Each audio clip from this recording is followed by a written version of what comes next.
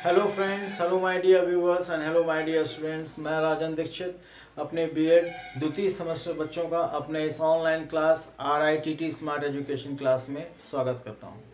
चलिए, हमारा जो बीएड का जो सेक्शन है, जो बीएड के सभी बच्चे हैं, ये पेपर सेकंड है जिसको जो हम लोग अध्ययन करेंगे। और अभी आप लोगों का फर्स्ट का एग्ज़ाम होगा, उसके बाद आप सेकंड सेमेस्टर में आएंगे। तो सेकंड सेमेस्टर का जो ये है, जो आपका टॉपिक है, ये टॉपिक है आपका असेसमेंट ऑफ लर्निंग, अधिगम की का आकलन। ठीक है, ये टॉपिक जो है हमारा, ये हम स्टार्ट कर रहे हैं। ये हमारा यूनिट 1 है, ठीक, पेपर सेकंड सेमेस्टर। तो आज का जो हमारा वीडियो है इस टॉपिक पर है। तो इस टॉपिक के अंतर्गत जो भी चीज़ें आएंगे वो हम पढ़ेंगे। तो हमारा जो मेन टॉपिक ये है असेसमेंट ऑफ लर्निंग, और इसके अंतर्गत जितने भी टॉपिक हैं वो हम अपने आगे के वीडियोज़ में कवर करेंगे।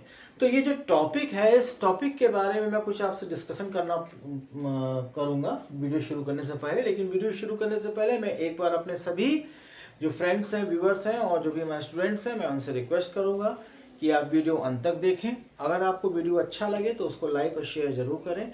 और अगर आप नए हैं चैनल पे तो प्लीज़ सब्सक्राइब जरूर कर दीजिएगा और बेल आइकन जरूर प्रेस कर दीजिएगा, जिससे आपको हमारा जो भी अपडेट है वो एज अ नोटिफिकेशन मिलता रहे। चलिए, तो हम शुरू करते हैं आकलन के बारे में, यानी असेसमेंट। आकलन होता क्या है? सबसे पहली चीज, अगर मेरे हाथ में ये मार्कर है, ठीक है, सॉरी, अगर मेरे हाथ में ये मार्कर है तो इस मार्कर का यूज क्या है, सबसे पहले हमें ये जानना चाहिए।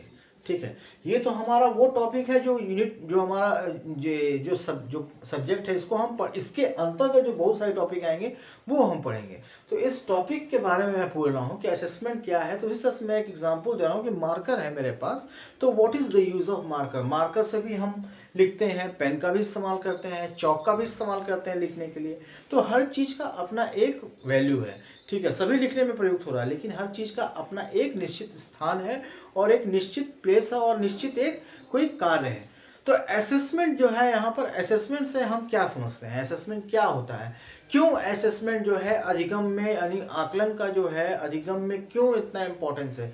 आखिर देखिए, असेसमेंट का मतलब ये होता है कि हम अपने अनुभव से, जो भी अपने अनुभव का, अपनी जो शिक्षा पद्धति का जो इस्तेमाल हम करते हैं एक विद्यार्थी के जीवन में, ठीक है, कि किस तरह से वो चीज़ों को, मतलब हमारी चीज़ों को ग्रहण कर रहा है और किस चीज़ों से वो किस पद्धति से सीख रहा है और किस तरह से अपने प्राप्त ज्ञान का, उसको जो भी चीज़ें हुई हैं, जो भी उसने उसने उस ज्ञान का किस तरह से उपयोग किया है। ठीक है, हम जो पद्धति इस्तेमाल करते हैं, क्योंकि हम आकलन जो है आकलन जो है तुरंत तो करते हैं। हम आकलन कैसे करते हैं, हम उसका टेस्ट लेते हैं, उससे प्रश्न पूछते हैं, उसको कई तरह से एक्टिविटीज करते हैं, इन तरह के आदमी से उसका फीडबैक लेते हैं। ठीक है, तो उस आधार पे हम फिर अंत में उसका मूल्यांकन करते हैं। ठीक है, मूल्यांकन तुरंत तो करते हैं नहीं।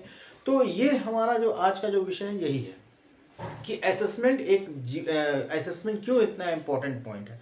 तो असेसमेंट जो है इसीलिए इतना इम्पोर्टेंट है क्योंकि हमारी जो शुरुआत है, हमारा जो बेस है एक टीचिंग जो पैटर्न का और एक बच्चे का जो है हमारे हमसे सीखने का, वो जो पैटर्न है वो इसी पर निर्भर करता है। ठीक है, कि मैंने किस तरह की पद्धति इस्तेमाल की, मैंने किस तरह का टीचिंग मेथड इस्तेमाल किया और मेरे इस टीचिंग मेथड से बच्चे ने कितना प्राप्त किया, बच्चे का क्या विकास हुआ है, बच्चा कितना जो है किसी भी चीज़ के लिए ग्रोथ कर रहा है, किसी पॉइंट पर कितना बढ़ रहा है और किस तरह से उसमें सुधार हुआ, इन सभी चीज़ों का जो है ये सारांश इस छोटे से एक वर्ड में है।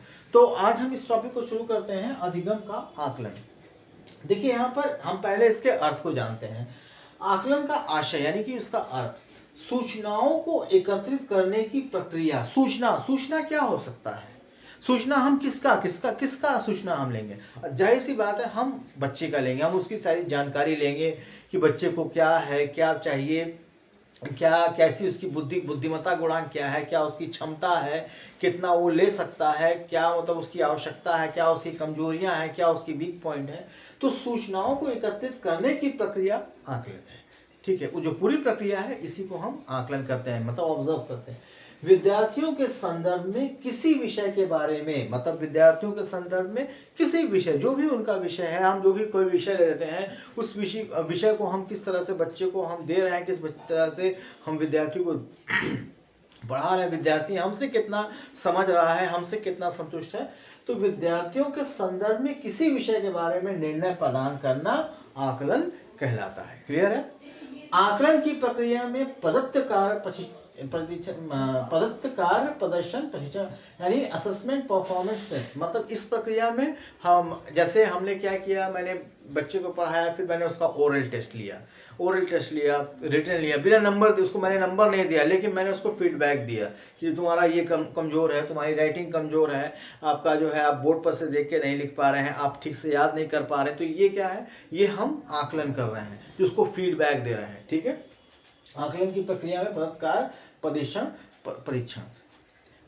का प्रयोग किया जा सकता है। आकलन में छात्रों को बिना अंक तथा ग्रेडिंग से फीडबैक दिया जाता है ताकि शैक्षिक उद्देश्यों की प्रक्रिया में, शैक्षिक उद्देश्यों मतलब कि जो भी हमारा टारगेट है कि अगर हम किसी बच्चे को पढ़ा रहे हैं, अगर हम किसी टॉपिक को पढ़ा रहे हैं, तो वो चीज़ें उस बच्चे तक पूरी पहुँचे, वो अच्छे से उसको समझ सके, उसका फिर वो बाद में उस प्राप्त ज्ञान का वो सदुपयोग कर सके, वो किस तरह से उसका यूटिलाइज कर रहा है, किस तरह से उसका प्रयोग कर रहा है। हाँ, बिना उसको नंबर दिए, उसको हम फीडबैक, उसको नंबर नहीं देते, क्योंकि जब हम ये सब जब इन सारी चीज़ों को एकत्रित कर लेते हैं पहले टर्म पे, तो फिर हम क्या करते हैं, हम प्रयास करते हैं कि बच्चे को हम कितना सुधार पाए, हमने कितना उस पर प्रोग्रेस किया, कि मतलब कि वो उस पर इसका जो टर्म था, जो उसका जो रिपोर्ट था, जो था वो कितना ग्रोथ किया है। ठीक है, तो इसीलिए आकलन जो है बहुत जरूरी होता है, ताकि शैक्षिक विश्लेषण प्रक्रिया में अंतिम मूल्यांकन मतलब कि जब उसका फाइनल जब हम करें एग्जामिनेशन या भी करें, तो वहाँ पे उसका जो प्रदर्शन हो, वहाँ पे जो उसका जो परफॉर्मेंस हो वो अच्छा हो, इसीलिए कहा गया असेसमेंट परफॉर्मेंस टेस्ट। क्लियर है आपको? आई होप आपको पॉइंट्स से क्लियर होंगे।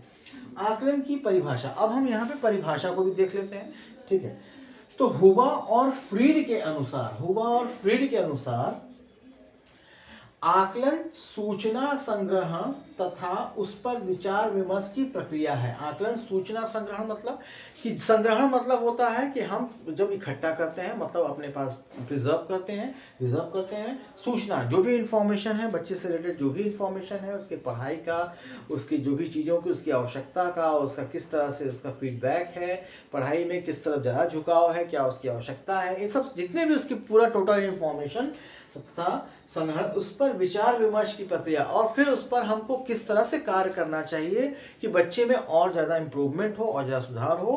ठीक है, ये प्रक्रिया है जिन्हें हम विभिन्न माध्यमों से प्राप्त करके, विभिन्न माध्यमों से मतलब हम उसमें कई तौर तरीके, जैसे बहुत सारे आपने करिकुलर एक्टिविटीज़ करा दिया या फिर बहुत सारा प्रदर्शन करा दिया, गेम्स करा दिया, ये सब क्या विभिन्न माध्यम है, और उसकी वजह से हमें पता चलता है कि बच्चे का झुकाव किस तरफ से है, बच्चा किस चीज़ में ज़्यादा ग्रोथ कर रहा है या फिर इस चीज़ में यह ज़्यादा ग्रोथ कर सकता है। तो ठीक है, तो ये विभिन्न माध्यमों से हम प्राप्त कर ये समझ सकते हैं कि विद्यार्थी क्या जानता है, समझता है, अपने शैक्षिक अनुभवों से प्राप्त ज्ञान को परिणाम के रूप में व्यक्त कर सकता है, जिसके द्वारा छात्र अधिगम में वृद्धि होती है। वही चीज़ मैंने बताया आपको कि जो भी हमने उसको दिया या फिर जो भी हमने उससे जिस माध्यम से, चाहे टेस्ट लेके या फिर ओरल लेके, जैसे भी जो भी माध्यम हमने इस्तेमाल किया, जो तरीका इस्तेमाल किया, उससे प्राप्त, जो बच्चे ने जो भी प्राप्त किया है मुझसे, ठीक है, उसको उस प्राप्त विद्या से, उस प्राप्त ज्ञान से वो किस तरह से उस प्राप्त अपने उस अनुभवों का इस्तेमाल करता है,